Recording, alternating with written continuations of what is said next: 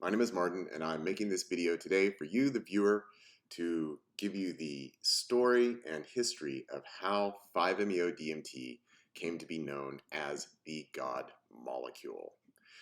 Now, if you're at all aware of news stories and social media posts and articles and retreats and all the rest of that that use 5-MeO-DMT, sometimes also referred to as bufo, with the secretions of the Sonoran desert toad, you've probably noticed that it is often referred to as, quote, the God molecule. And I wanted to make this video explaining a little bit of the history and story behind that, because most often when that is used, it's never explained where that phrase or term came from, why people call it that, and I've seen a couple instances where it's been misattributed to people who definitely did not come up with the term. So, just to put it out there, as far as I know, and I'm open to being corrected, maybe I'm wrong about this, but as far as I know, I was the first person to use the phrase of the God molecule when referencing 5-MeO-DMT, and that came after my very first experience with 5-MeO-DMT in January of 2008. At that time, I had just started the Entheogenic Evolution podcast, which at that time did not have a channel here on YouTube. It does now, and there's a lot of episodes from the podcast here on my YouTube channel, so you can check them out there. Definitely not all of them, because I've been doing this for 18 years now. But anyway, back then, in the early days of the Entheogenic Evolution podcast, there was just a small handful of podcasts around the world that dealt with psychedelic topics, maybe 3 or 4 total. So on the Entheogenic Evolution, since there weren't a lot of other sources of podcasts and information about psychedelics and psychedelic experience, when I started using the phrase on my podcast, that's how it first started to disseminate around the world. And the reason why I decided to call 5-MeO-DMT the God molecule there was a few different reasons for that. First of all, primarily, it was because that was my experience of 5-MeO-DMT. Now, let me say that I, like many people in the psychedelic world, I was actually really uncomfortable with the word God. I didn't like to use it. I got my Ph.D. in religious studies. I had leaned towards, I would describe myself as a philosophical Buddhist and sort of a philosophical non-dualist. But like many people, I wasn't comfortable with the word God. That for me, it had a lot of negative associations. It reminded me of the Abrahamic religious traditions of Judaism, Christianity, Islam, and the doctrines and the dogmas and the religious wars and the intolerance and there's just a lot of stuff that I didn't like about the word God, and I had a lot of negative associations with it. But in my first full experience of 5-MeO-DMT, within seconds of having inhaled this miraculous entheogen, one of my first thoughts was, oh my God, it's God. Because that's what was opening up and unfolding for me, was this experience of my personal, individual identity, my ego, dissolving away with all perception of the world and self and other and context, and it was dissolving into this unitary state of pure consciousness, pure unconditional love, infinite awareness, infinite intelligence, infinite presence. And I didn't have any other word for that. Like this was God. And it was everything. It immediately presented as, this is the true nature of being. There is one universal consciousness, one universal being that is made out of this ecstatic, infinite energy of pure unconditional love. And it is everyone and everything all the time, including, for example, this very moment, right here, right now, of you and I interfacing through the screen, through this video. It was every breath I'd ever taken. It had been every beat of my heart, every thought I had ever thought, every feeling I had ever experienced, that this one universal being divides itself into this dualistic reality of self and world, subject, object, me and not me, and everything that we experience through the dualistic divide of our egos and our individuated bodies is actually this one universal being interacting with itself. And that's the only thing that really actually exists. And coming back from that experience, suddenly, as my ego reintegrated, all I could say was, I experienced God. Like, this was God. That my thought that maybe this God thing wasn't real, that was wrong. But in choosing to use that word God, that was what was most authentically expressive for me. And it wasn't that suddenly I had converted to some religion. I did not suddenly say, oh, these religions are all right that talk about God. That, having my Ph.D. in religious studies, actually, I really quickly determined that I don't think any of these religions are right. Because religions ultimately are about shared meanings, values, identities, meta-egos, the communication through symbols, language, value systems that organize people and groups into societies and allows society to function. But it wasn't about this experience that I just had. And even at that time, in January of 2008, I was recently divorced, but I was so awestruck by this experience that I called up my ex-wife the next morning and I just blurted out to her, like, I experienced God last night. She didn't really know what to make of that. It's like, okay, Martin, good for you. But that was my genuine, authentic expression around the experience. So that's the first thing to note, is that the language that I was using there of God, I didn't know what else to use, because that seemed like a pretty apt description of what I just experienced. And I quickly got over my hangups around using the word God. Now, I started sharing about this on the Entheogenic Evolution podcast immediately after this, and share about my experience and my perception, and started using the word God there on the Entheogenic Evolution. And I will say, at the time, people didn't like it. My listening audience did not like it. Like myself, there were many people in the psychedelic world who had a lot of hangups and were very uncomfortable with the word God. And I had a lot of people send me emails saying, oh, please call it source, please call it the universe, please call it the unconditioned mind or whatever. And I just felt like none of that really captures what I'm trying to express here. So I'm going to go ahead and use the word God. Now, also at that time, so I'm recording this video, which is actually take 2 on this video. I recorded another one yesterday, but there was an audio problem. Anyway, so today is Monday, March 16th, 2026. 5-MeO-DMT is now widely known around the world. And again, this phrase of the God molecule, it's used all over the world. People seem very comfortable with it. But at the time, January of 2008, most people in the psychedelic world had never actually heard of 5-MeO-DMT. They didn't know what it was. And what I found was that when I mentioned 5-MeO-DMT, people would either say, what's that? Or they would more commonly respond with, oh, do you mean DMT? Do you mean the spirit molecule? And so I had to educate people that, no, these are different things, that 5-MeO-DMT is not DMT. They're very, very different from each other. And quite significantly, 5-MeO-DMT is far more powerful and significant than DMT, in my opinion. That's a significant part. Objectively, it's way more powerful. It's 5 to 10 times more powerful than DMT.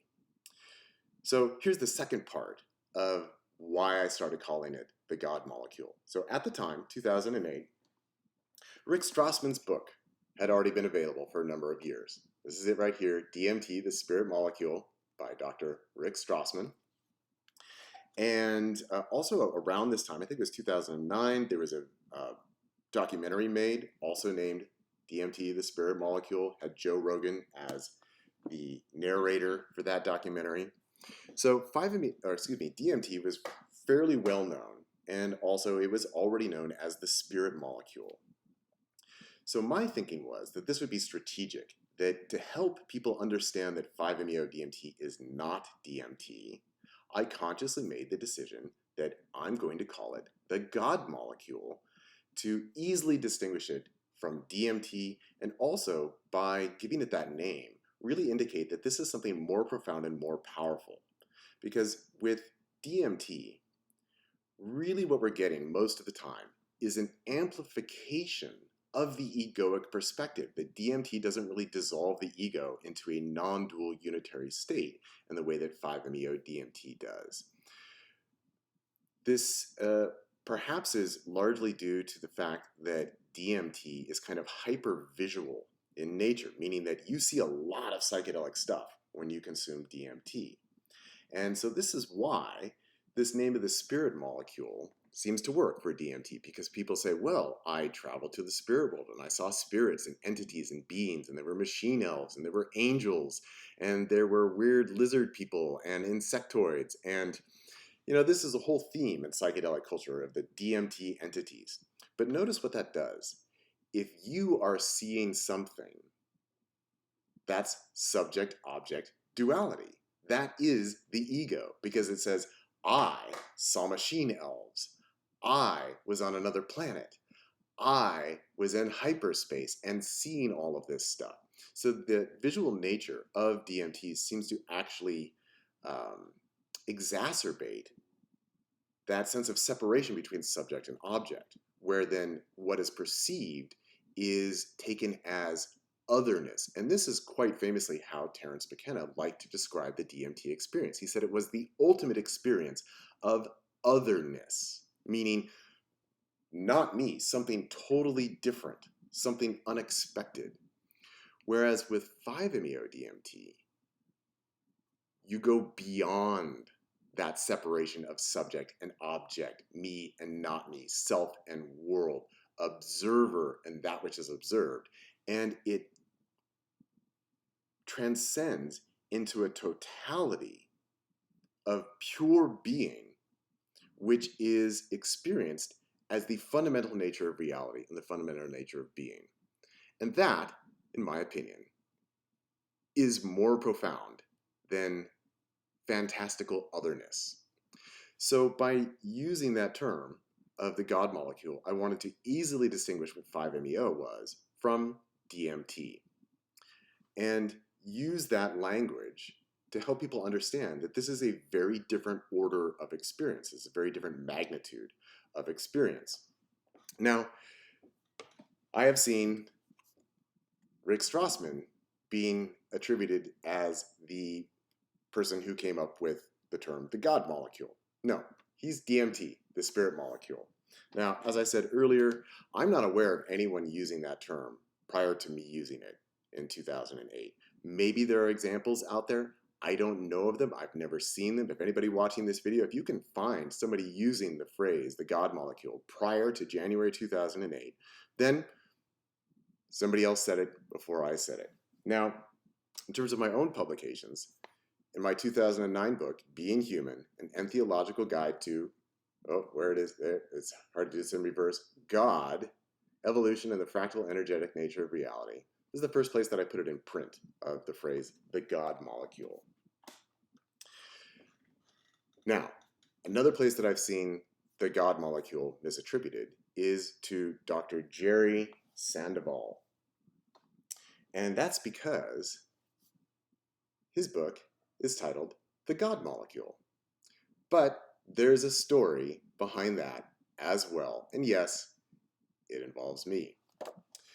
So, I think it was maybe 2013 or 2014, I'm not exactly sure of the date. I was contacted by this guy, Dr. Jerry. I'd never heard of him before, but he said, hey, I've written this book about Bufo alvarius. Would you be interested in writing a foreword for me? It was originally written in Spanish. Dr. Jerry is from Mexico. And he had an English translation that he sent me. And here's the book, Bufo alvarius and the Entheogenic Experience by Dr. Jerry Sandoval. Okay?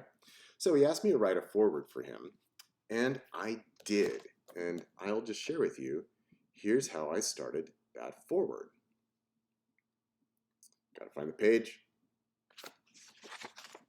Here's my foreword. 5-MeO-DMT, the world's most profound entheogen, the crown jewel, which is another thing I started calling it back in 2008. The God molecule, the tool that allows us to experience the fullness of that which we truly are, the divine light of God that is the source and substance of all of reality, the revelation of that which truly is. This is the story of one man's journey into the pure light of being. So that's how I started out my foreword for Dr. Jerry, back when it was titled Buffa Alvarius and the Entheogenic Experience. I assume it was his publishers who, when they wanted to publish a new English edition of the book, they decided to change the title, and the title then became The God Molecule, My Journey to 5-MeO-DMT and the Spiritual Path to Divine Light. And that's the subtitle. So you can see that actually they took the stuff that I wrote in the foreword and they made that the title of his book, and therefore he's the only person who's written a book that is titled The God Molecule about 5-MeO-DMT. So I've seen some people write articles or share posts on social media saying that Dr. Jerry is the one who came up with the phrase the God Molecule. No, that was me. That was the foreword that I wrote for him. Now, I will admit that when this book came out with this title, I was a bit disappointed because I was already planning my next book, and my next book, I wanted to use the title of The God Molecule for that book, which ended up becoming Entheogenic Liberation, Unraveling the Enigma of Non-Duality with 5-MeO-DMT Energetic Therapy. He had already used it, or his publishers had already used it, so I gave my book a different title. Now, all of this was kind of prompted by, it was last year, there was an article that was published in New York Magazine by Kimon de Grief, and apologies if I'm mispronouncing that name, but the title of the article was, Who Will Own the God Molecule? And somebody sent me this article, and I read it with interest, thinking, well, maybe this person will actually discuss where this phrase and term came from and why it was coined in the first place. And admittedly, I was a little bit disappointed. I read the article, and there was no mention of me, no mention of my work, or that I was the one who initiated the use of this phrase, the God molecule. So I found the author's email address, had to dig around through some websites, and I eventually found it. And I sent Kimon a message saying, I just thought you might be interested, that here's the backstory of how 5-MeO-DMT came to be known as a God molecule. And I was a bit surprised when Kimon wrote me back and said, oh yes, I'm aware of your work. And I thought, oh, well, then you might have mentioned it in your article. But anyway, people can write whatever they want to write. But just seeing it misattributed, misidentified for where this comes from and why, it prompted me to make a video like this. Now, if you are interested in learning more about 5-MeO-DMT, the God molecule, I have some resources for you. First of all, here on the Entheogenic Evolution YouTube channel, I have now collected all of the many talks and interviews and lectures that I have given and also hosted on my podcast, The Entheogenic Evolution. And I have a playlist here on my YouTube channel of 5-MeO-DMT, the God molecule. There are currently 65 videos available at that playlist. Once I add this video in there, it'll be up to 66. There are literally several days worth of talks that you can go through there, many, many hours on the topic of 5-MeO-DMT, the God molecule.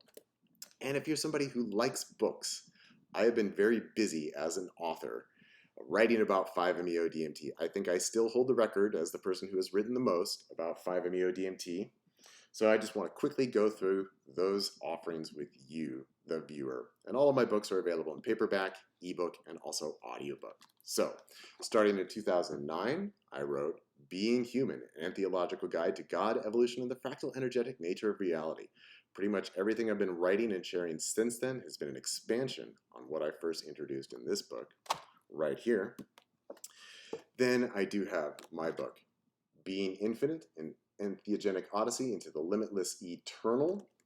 And I actually have a quite popular video here on YouTube that is my recounting of my first 5-MeO-DMT experience, which is a reading from what comes in this book. So this is my personal story, if you're curious. Then we have the theogenic liberation, unraveling the enigma of non-duality with 5-MeO-DMT. I have held ever since I first published this book in 2017, and I think it still holds true that this is the most comprehensive book available in the world about the 5-MeO-DMT experience and how to work with it. Let's see, in 2021, I revamped an earlier book of mine, expanded it. It's quite a bit larger than the original 2011 version. This is the Entheological Paradigm, Essays on the DMT and 5-MeO-DMT experience and the meaning of it all. Then a little bit more recently, I created this anthology of facilitating 5-MeO-DMT, an anthology of approaches to working with the God molecule. This is made in conjunction with a number of different authors who serve and work with 5-MeO-DMT around the world, as well as some of the history of 5-MeO-DMT, topics of integration, best practices, and theology. A little bit more recently, I've got 5-MeO-DMT integration. Embodying non-duality is not what you think, because it definitely isn't. And most recently, I created this for my students who take facilitation and integration classes with me around 5-MeO-DMT. We have the 5-MeO-DMT glossary, a compendium of terms, phrases, and concepts associated with the world's most profound entheogen. So that is the story of how and why I decided to call 5-MeO-DMT the God molecule, which is now used around the world as a reference to this very, very profound and amazing entheogenic molecule. But a lot of people don't know where it came from. But now you've watched this video, so you know where it came from. Thanks for watching. Hope you found this informative and maybe a little entertaining as well.